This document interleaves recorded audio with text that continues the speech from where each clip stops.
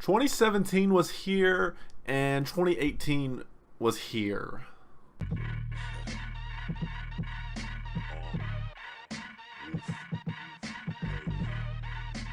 Hello! I am Dr. Rorschach, back again, and in today's video we are giving the top 10 movies of 2018. I'm glad this year's over! 2018 was an interesting year for movies. I personally think 2017 had a better variety of movies, but that doesn't mean I didn't enjoy a list of movies from this year. In this video, I'm not giving many reviews to each movie on this list, but more recaps and reasons to why they're on the list. So let's get right into this. At number 10, we have Death of Stalin. Death of Stalin was a political satire comedy about the death of Joseph Stalin, the leader of the Soviet Union. Technically, this movie came out in 2017, but it didn't reach the States until March of 2018, so that's why it's on this list. But Death of Stalin was one of, if not my favorite comedy of this year. We see many politicians scrambling and freaking out over Stalin's death. Everyone's trying to gain control, and everyone's afraid that whoever does gain control is going to come for them and murder them because it's the Soviet Union. This movie is not only hilarious, but an accurate movie and something you'll learn a lot about Russian history, which a lot of people find very interesting, including me. At number 9, we have A Quiet Place. Watching this movie, I felt like a proud parent of John Krasinski. I had seen him come up in a hit TV series and be the star of that, and then go on to not only direct, but star in a big hit movie of this year. A Quiet Place brought a ton of fresh ideas to the horror thriller genre and had me super intrigued with this world they're in where there's these creatures and you can't make sound or they'll find you. It's very similar to this movie called Bird Box. And yes, I have seen Bird Box because social media will not shut up about it. But I personally feel A Quiet Place established a world better than Bird Box and established the consequences to it more and had not as much mystery in Bird Box. I can understand how some people like mystery from Bird Box, but I thought A Quiet Place handled its storytelling a bit better. At number 8, we have Spider-Man Into the Spider-Verse. Into the Spider-Verse completely blew away my expectations. While I feel like Sony Pictures doesn't understand that you need to let a property breathe a little bit, I still feel like Into the Spider-Verse is the most pure and true comic book movie ever made. From the animation's art style to the different dimensions of Spider-Man that come into this movie has so much to offer and brings so many fresh ideas to a comic book movie, and it's something we've never seen in a comic book movie before. Plus, we get our first movie version of Miles Morales, a fan favorite version of Spider-Man, and it's really great to finally see him and get the movie he deserves. At number 7, we have Blindspotting. This is the only movie on this list where I don't know anyone who has seen this movie or even heard of this movie, and that's honestly a big shame. Blindspotting is a comedy drama about a guy who's finishing up his term on parole and is really trying to avoid any trouble, but is constantly near trouble due to his best friend. We see a character struggle to not only keep his best friend who he really cares about, but to make sure he stays out of legal trouble. This movie's also a major commentary on police brutality in the West Coast and racial privilege, so if you're into that thing, you'll love this movie. But I think I love this movie so much because we all know that guy who's genuinely trying to make a change of their character and their lifestyle, but it's so hard because you will be defined by a past choice through so many people, and it's just so hard to finally escape that mistake you've made in the past. At number 6, we have Isle of Dogs. Isle of Dogs is my favorite animated movie of this year and my favorite stop motion animated movie of all time, probably.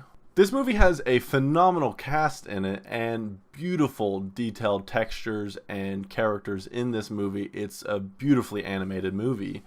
From the texture of the dog's fur to the junkyards they're all exploring, it's also well done, and you can just see all the detail that just went into every scene and every part of this movie. It's so well done. But what I appreciated the most about this movie is that we see character progression in not only the main human character of this movie, but also the dogs of this movie. It's not something I've ever seen in a movie before where we see the character progression of both the animal and the human being, even though they're not communicating in any way. At number 5, we have Creed 2. People seem to be split on whether the first Creed or the second Creed is better, and I'm definitely on the latter part of that argument. Creed 2 fixes the villain issue of the first Creed while also continuing to progress the story of Adonis and Rocky in this movie.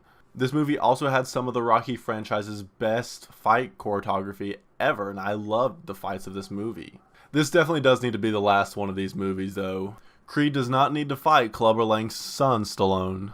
Okay, so the last 4 on my list here, I had a very, very hard time placing these 4, and the order of these 4 changed constantly while making this list, and these are the 4 movies I honestly consider the masterpieces of 2018. At number 4, we have Mission Impossible Fallout. I actually haven't seen any of the past Mission Impossible movies, but oh my gosh, this movie was a blast. This movie had some of the best coordinated and action fight scenes I have ever seen in a movie. Like, that bathroom fight scene in the movie is worth the watch alone. I was never bored during this movie. Even during the character progression of the movie, I was never bored. I didn't need to have action constantly. No matter what was going on, whether it was story-based or an action scene, I was constantly entertained throughout this movie. Also, fun fact, the more Tom Cruise runs in a movie, the better financially it does. At number 3, we have Sorry to Bother You. If an acid trip was a movie, Sorry to Bother You would embody that. Sorry to Bother You captured my interest because it looked like a call center comedy that a customer service worker could relate to, like myself, and I was just absolutely so excited for the movie when I first saw that trailer. I thought it was just going to be this feel-good, hilarious comedy about call centers. Little did I know I was getting Get Out on acid, basically. If you were looking for a wild time of a movie and some very shocking imagery, then this is the movie for you. I mean, it's literally the craziest movie I have ever seen, and I firmly stand by that. At number 2, we have Avengers Infinity War. Infinity War is the point where I think critics need to reevaluate the way we review movies. In many past movie franchises, including superhero movies, you didn't need to see the past movies to understand what was going on in the current one. You can watch Spider-Man 2 without seeing Spider-Man 1, and even some of the past MCU movies you could see without them. But for example, if you were a critic reviewing the latest Game of Thrones book, would you review that book without having read the other books?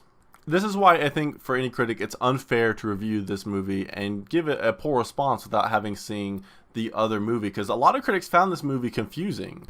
Infinity War is a buildup of 10 years of storytelling, and that's what makes it so great, is that we've waited 10 years to finally see all these heroes come together and take this villain that's been built up for 6 years.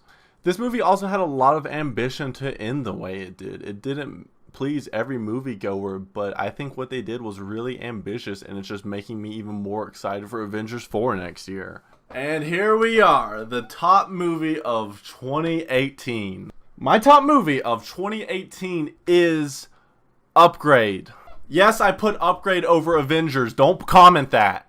Upgrade was one of the biggest surprises I have ever had in a movie, if not the biggest surprise I have ever had from a movie. This movie is literally what Venom should have been, and yet somehow even better. We are in a Blade Runner world with a Venom character dynamic with John Wick action. That's awesome! This movie had some of my favorite action sequences this year, and it's also hilarious. Let me know if you need my help, Gray. Stop! Help! I need your permission to operate independently. Permission granted! Thank you.